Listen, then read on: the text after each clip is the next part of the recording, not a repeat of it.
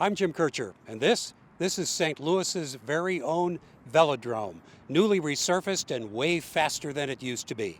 Now, for a lot of people, that's not big news, but for others, well, word has spread far and wide. One Thursday evening, that's the big night of the week out here, Jeanette Barber was the first one out warming up. She's come here all the way from St. Genevieve.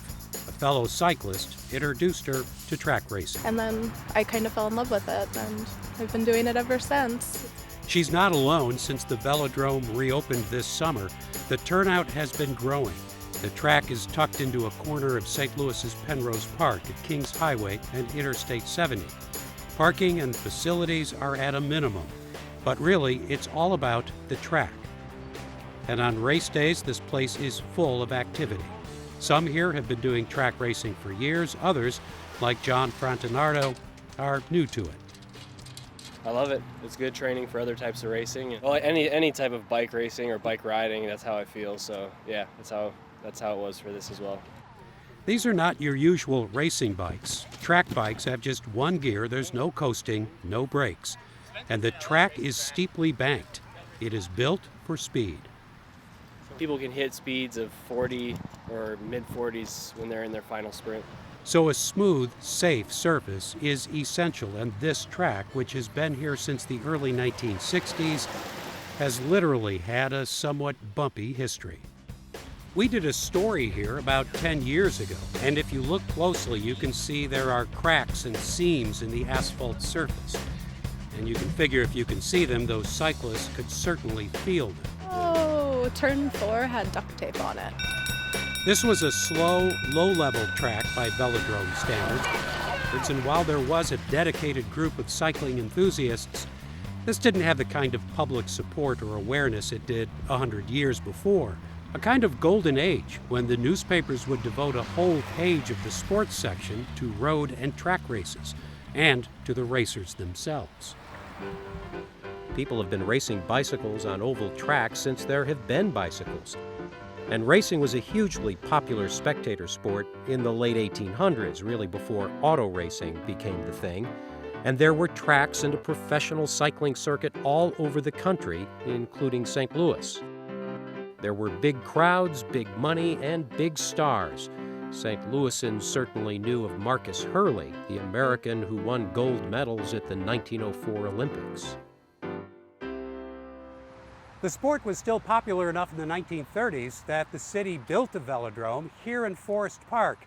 Well, actually, this was the southeast corner of the park, but since then it's been cut off into a little slice between Oakland and Highway 40, sacrificed for the expanded interchange with Kings Highway. But if you look closely, you'll find patches of asphalt. This is the remnants of that first velodrome. You really see it from a Google Earth view, where the south end of the old track can still be made out, left from the early 60s when the city replaced it with the new banked track in Penrose Park. And when we were there in 2008, it was deteriorating. It was mostly volunteers who had managed to keep it usable. And then the track's surface deteriorated over years, and then it got so bad that it was unraceable. And then through some city funding, some private fundraising, and some large private donations, we got the track completely resurfaced this year and restarting with, a world-class level velodrome again. There are just over a couple of dozen velodromes in the continental United States. In the middle of the country, there are velodromes in Chicago, Indianapolis, Wisconsin, Minnesota, Michigan, and Ohio, and the Penrose Park Velodrome in St. Louis.